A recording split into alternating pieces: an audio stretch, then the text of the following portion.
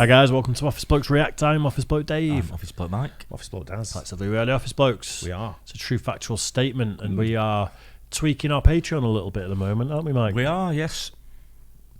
Well done. Yeah, putting a bit more content on there. Did you lose your train of thought then? No, I thought Dave was just going to carry on. Oh, right. Yeah, we're going to put some exclusive videos on there, aren't we? Doing more reactions. More exclusive videos. More exclusives, yeah. We've got exclusive stuff anyway. But yeah, that's what we're thinking of doing, more along the lines of that rather than the podcast, which we don't get loads of views on, so we're just guessing it might be sort of better content for patrons. Donut operator.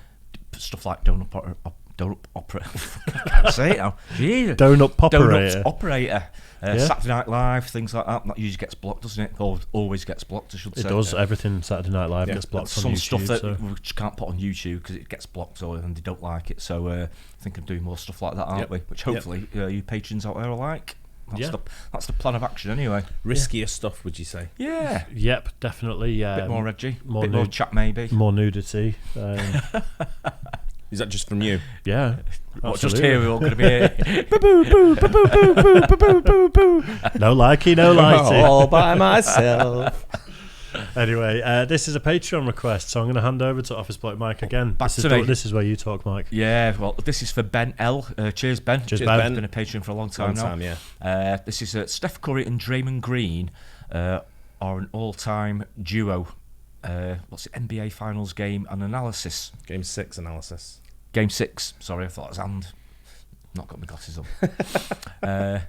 Yeah, Steph Curry, brilliant. Not sure, don't see as much about Draymond Green. Yeah. Don't know him quite as much, but Steph Curry, wow, amazing. Yeah, go for it. Yeah, let's do it then. A decade ago, a second-round draft pick from Michigan State joined a skinny little shooter from Davidson College. And in the 10 years since, they've spearheaded one of the great dynasties in NBA history, with one propelling a dynamic offense and the other leading an elite defense. Together, Draymond Green and Steph Curry reached 6 NBA Finals, and in Game 6 in Boston, they were looking for their 4th championship in the last 8 seasons.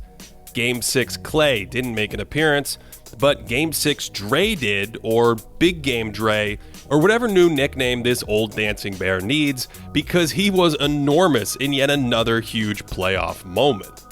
After missing all 11 threes he attempted in the first 5 games, Green made not 1 but 2 triples in Game 6, and he even made a no, yes long 2 to quiet a late Boston run.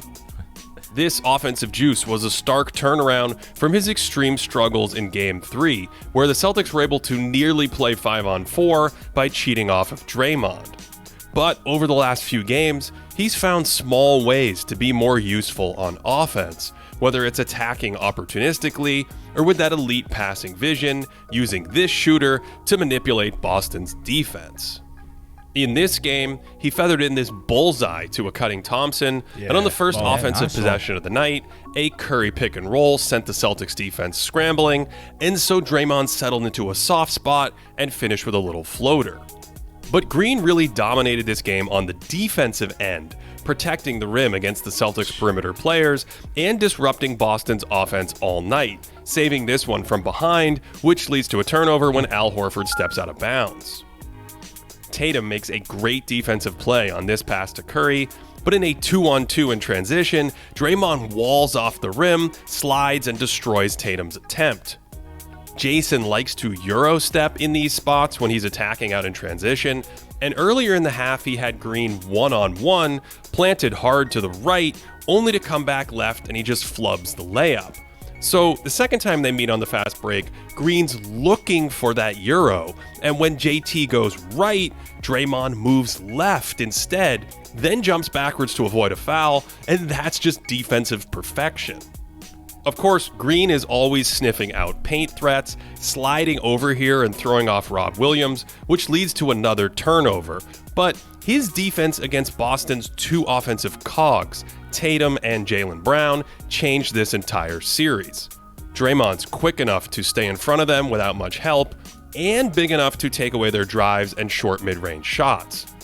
He can also impact both of the Jays while he's out there on the same play, starting on Brown, then jumping to Tatum, and if you go back 1 minute, Tatum is isolating against Looney, Green slides over to wall off the drive, so JT pulls back for a comfortable mid-ranger, which means a minute later, Draymond is looking for that step back as Tatum sheds Looney with the same move. Then the second he pivots away from Green, Draymond beams over to Brown, slides to stay in front of Jalen, and completely contains him on the spin move.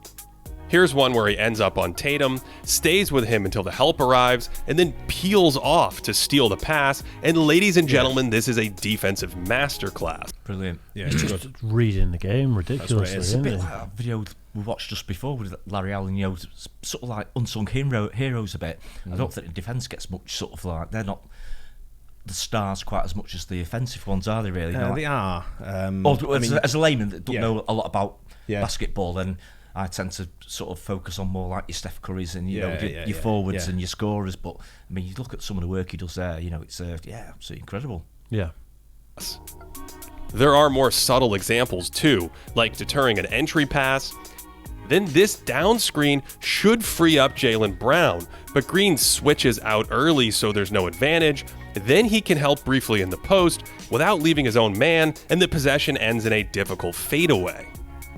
It's little things like this that make Boston's offense look discombobulated or isolation heavy.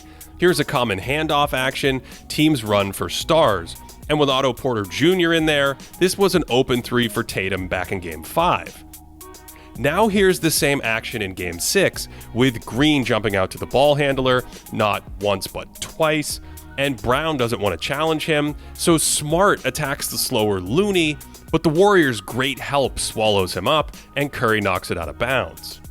The Celtics tried to attack Steph repeatedly throughout this series, and he not only held up well in isolation, but when he would switch onto one of the Jays, Draymond was still lurking and torturing the Celtics with his help. This time they go after the weaker Poole, and it's a hard double from Green, and he stuffs the pass to force his 5th turnover of the game. Over the final 5 games of the series, Tatum and Brown were actually quite successful with Draymond on the bench.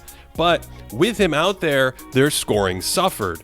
Tatum looked like one of the best scorers in the 45 minutes Green sat, but with Draymond in the game, his numbers fell off a cliff. Brown maintained his volume when Draymond came in, but suffered the same 13% drop in shooting. As we discussed earlier in the series, Andrew Wiggins' isolation defense was a big part of this story too, regularly locking up Tatum throughout the night, leading to more miscues and turnovers from the Celtics superstar. Gary Payton II also had another big defensive game, and his hands caused problems for the Jays throughout this series, and those turnovers lead to easy offense for Golden State.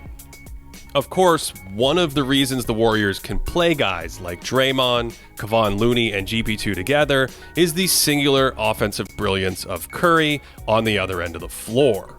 Steph finished the series averaging 31 points per game on an impressive 63% true shooting. And while he put on one of the great shooting displays in the history of the finals, I think it was his craft, balance, and secure ball handling that proved to be too much for the Celtics. We mentioned this in prior videos during the playoffs, but Steph was able to dance in traffic and body defenders on drives without turning it over.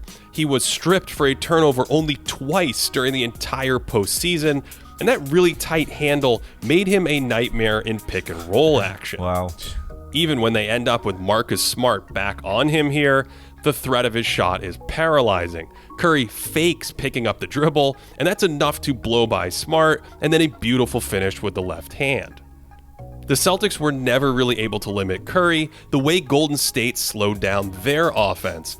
If they sent extra defenders at him in the pick and roll, he set up shots for teammates. And if they tried to play him differently, he just vaporized Boston's big men with his own scoring game.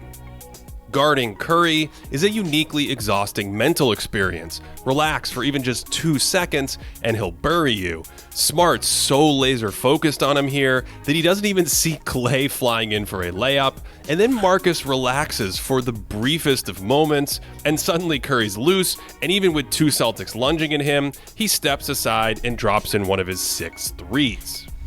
Fittingly, with the Wow. It's like you can't miss, isn't it? It's just Got his eye in, hasn't he, for that? Yeah. like a bloody like a missile, isn't it? But he also just can't tell what he's going to do. Yeah, some of his feints and his movement is absolutely unbelievable. Yeah. His ball work as well, his handling. Bit of suspected travelling as well, I think, right? From watching that last video. Oh yeah, yeah. We've got it sussed out now. Yeah. I think they're all at it. I think that's the thing. Some of them look like a carry, didn't it, as well? Yeah. The lead cut to 9 down the stretch. The Celtics pulled Rob Williams and went to a switch everything defense. So Steph just gave Al Horford some change of pace and walked in for a layup.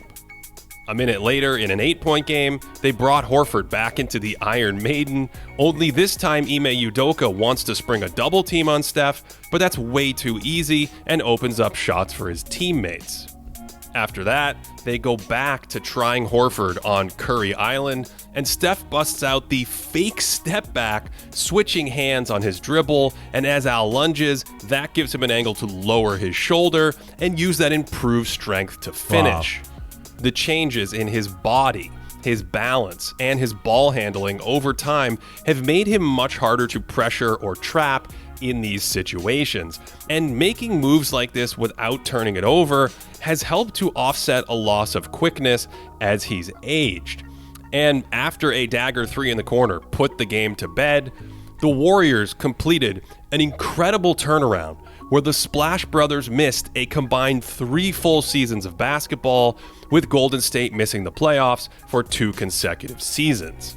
Steve Kerr's coaching has been incredible in this run, but no matter who else comes and goes on the roster, the Warriors have consistently been powered by this generation's best defensive player and, arguably, the generation's best offensive player too, making them one of the greatest duos in NBA history.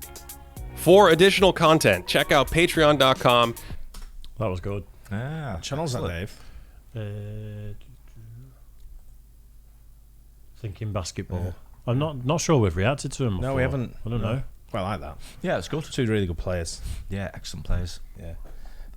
The people that know basketball, don't they? Like, yeah. From the few channels that we've watched, it's such a subtle sport with little movements here and there, and it's so quick. Yeah. But nothing gets by some of these people. But they know why they've done it, and even if they're not on the ball, why other people are moving to. Yeah, that's a lot more technical than I know about it. What you remember as well, that's Game 6 in the NBA Finals. Yeah. They're turning it up a heat. You know what I mean? Yeah. So, yeah, really good. Yeah, incredible. Great performances. Yeah, cheers for that, Ben L. Yeah, nice. Yeah, cheers, Thanks Ben. for the support as always. Don't forget to like and subscribe. I'll catch you on the next one. Cheers. Guys.